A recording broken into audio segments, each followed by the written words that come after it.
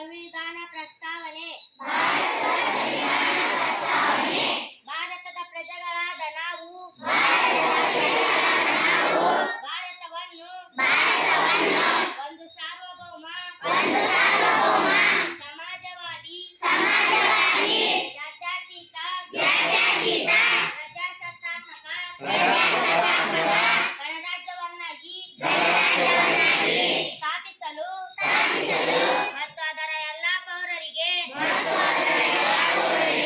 ಸಾಮಾಜಿಕ ಆರ್ಥಿಕ ಮತ್ತು ರಾಜಕೀಯ ನ್ಯಾಯ ವಿಚಾರ ಅಭಿವ್ಯಕ್ತಿ ನಂಬಿಕೆ ಧರ್ಮ ಮತ್ತು ಉಪಾಸನೆಯ ಸ್ವಾತಂತ್ರ್ಯ ಸ್ಥಾನಮಾನ ಮತ್ತು ಅವಕಾಶಗಳ ಸಮಾನತೆ